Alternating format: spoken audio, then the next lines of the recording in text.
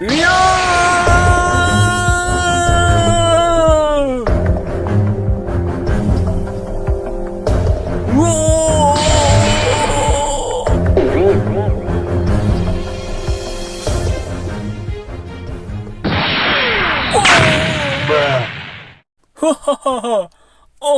chỉ ăn trâu quá chi.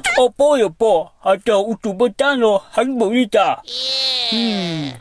Rồi nó chua. Chua mu. Tao chăm bơ xa, cái chỉ sao tao nè.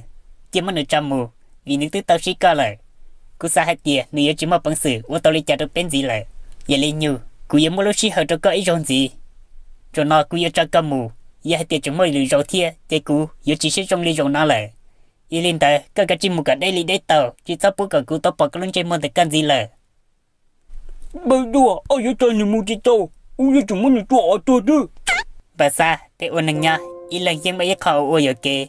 Ý lên tờ, thật cả một lúc xí hợp trong nửa thia, ý cho nửa mù. Chỉ ta lên tờ, tôi số răn nản, tôi phát ê, nếu ý tự sẽ rong lên à. Ý lên tờ răn nà, cú yếu phát ê thia, ý lên tờ, cú yếu rủ tôi cho nửa mù. Ý lên nhiều, cú yếu cho cơ mù. Vì cú yếu phát ê, nhát tôi răn nản à. Ý lên tờ tiên hôn nà mù, cái yếu rủ tôi lòng lọ ấy tôi nâng rong. Chỉ sao ốp phèn gì lờ. Ý cú chẳng nào hạt tìa, có cho ốp phèn đô thiên à. Chỉ cú. Bữa xa, nữ yếu chỉ chạy cơ kia li. Ý lên tờ, cơ yếu một con tư cái chim mù.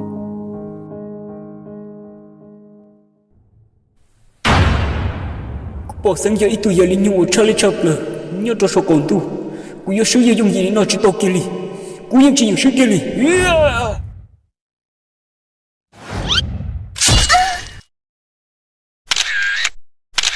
Oh my God! Gần giờ, tôi đi chả được cơ là. Tôi đi chả đã tiền là hiếm một trăm chả ta bỏ đi à gần giờ. Cái gì sao tôi đi chả nữa. Cái gì chỉ ôi chả kia gì à gần giờ. Bù má này. Nghe sao hai tia ít tuổi linh nhung li cú nó, yếu những sử dụng gì linh tới xứ nó lo. Những cái môi linh nhung được chủ chua chủ nhập bờ đó. Nó chủ chua.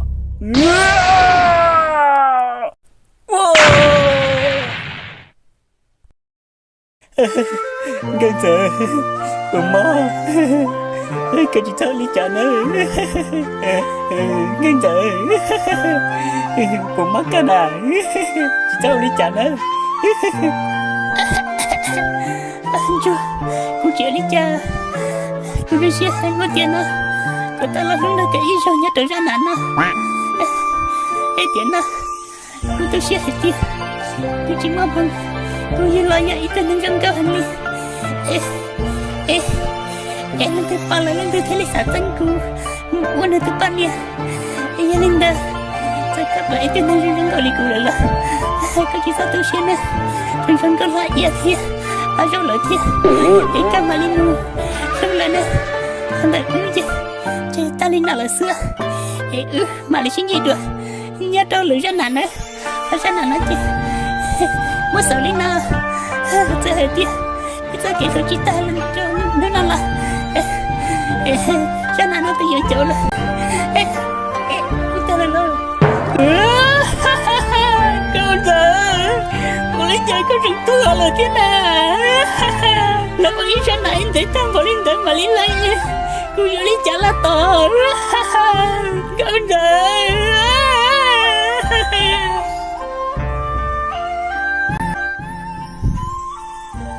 con giờ nếu tôi là một thái trát trịa còn sót trâu tung chuồng cờ giờ lên tới khi lên tôi ở trong con giờ nếu tôi ta luôn nâng cho xia lờ họ nhớ lên tới đắt mê u giờ tung chuồng tụ cứ lo nếu tôi ta luôn nâng cho xia tí dạng cô lờ thia giờ lên tới nhớ trâu rồi nọ tung chuồng nếu mót xia chập lờ li vì lão tôi nâng u nếu lúc chập lờ lờ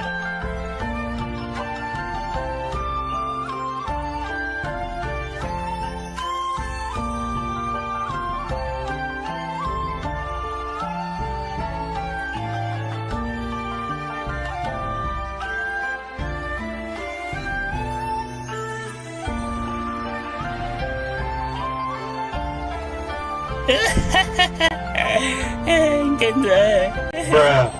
Ôi trời, cái gì mà tôi mở liền. thế sao hết kìa nhiều người ở trên sạc cũng được em ơi vậy nè ơi vậy một thở trở lưng lắm đi quá căn cứ kia lại chia em thấy giờ muốn gì ta là sao nên là ôi chà cái trận tua là kia em rồi nó cũng vô chạy nhà càng hơn giờ tuôn chùa nữ tộc của nhà ô tu xia chập lời li vinh con giờ tuôn thằng ô tuôn chùa luôn nữ tộc ta luôn đang cho xia lời tuôn chùa cho kiếm bao xua ô yếu trong con giờ muốn chỉ ta là sâu chơi yếu chỉ muốn gì thế chỉ ta lên tới đam mê ô yếu tuôn chùa tụ cử ô lưu tuôn chùa cha lần nữa cũng tôn chạy tuôn chùa mù tí dạng câu lời thia giờ lên tới tí li ô trâu tuôn chùa nữ chỉ thêm bao xia chập lời li bao chùa chùa chia ô chờ chùa giờ chùa u mỗi anh ngồi chia cho chị ai u mà ba bao chùa ê chỉ cho u giờ thật ra nhưng gia lịch hay cơ là mà cái nhưng gia cứ ý tưởng phong chỉ ở trong chắp lại li để chỉ vì ngân giờ gia tuân hàng của cụ lúc chắp lời gia lên tới cụ thiết lý chắc chỉ tao cụ lúc cô mua ấy cụ thiết lý cô thiên cho người ta bảo linh nó sửa thật ra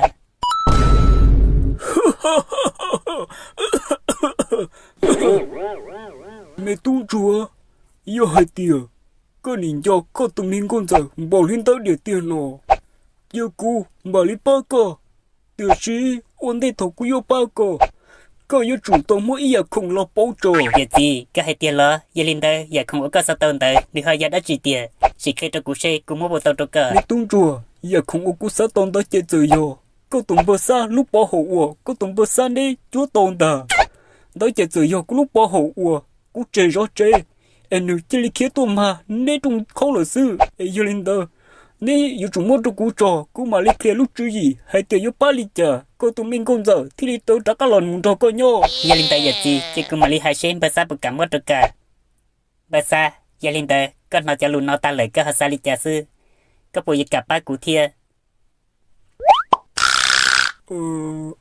bơ chùa bớt xa cái thứ hai tiền cái giờ cứ tôi phong dự ở trong chắp lời nè giờ lên tới cái giờ chúng tôi ba cụ sư ôi li chờ mà bơ chùa chứ mà ấy ba giờ chi giúp bảo hộ dùng xe chập lại liền mẹ bảo hộ ôi li chờ con này kia cú là tông tế ta mà lên nó ô tô cú giờ có chập lại liền mẹ bảo hộ rồi nó tao có là mà cú yêu chủ chỉ bố có kia cú muốn gì đi lờ giờ lên tay giờ gì cái thứ tao lúc bảo hộ lại ấy cái gì kia lúc chỉ là xe ví dụ oli trà ấy thì lấy bắt tao cụ tụi mình con giờ đã cả là món cho cụ nhát đùa ô linh tao làm mà mẹ tung chùa chứ cú mà lấy kia trâu nè nhớ trâu san hú bông được tao mua ít trong đồng của mua chùa giờ linh tao trong đồng của mua chùa được nó nếu tao gì tao ít cho gì của mua chùa giờ linh tao có một đây có tao ít lúc gì cho là một cho trong đồng con giờ hú xia chỉ bên nút tao cá sư con giờ nếu sợ cho cả là một cho coi nhau là thứ tiền mẹ tung chùa một trong linh tao tiền là giờ gì giờ lên tới ví dụ oli chả thiệp bao hết tiền trong tổng đời giờ trong tổng có một chuột nè giờ là mi tung chùa trong tổng đời nếu ít trong tổng lòng nhất cho họ họ cha nhất cho sồn gì giờ lên tới nên một bỏ ít trong tổng từ ở trong linh nọ chỉ nếu chủ yếu trong tổng đời sư vì không tiền tên nọ nếu chủ yếu một tí trong đời sư họ hay trong đời cho gì chỉ nếu như gì chút chút lúc gì hợp lý giờ lên tới cũng chủ yếu bắt đầu có linh nọ sư mi tung chùa hay ta chỉ mù thì chú tết chờ bỏ tao hơi tiền tung chùa có thiên chọn con sợ cho hăng lở giờ lên tới tu thì chú tết chờ tờ nọ nếu thì tao là một liệt trò trong tổng chùa có một chùa trong tung chùa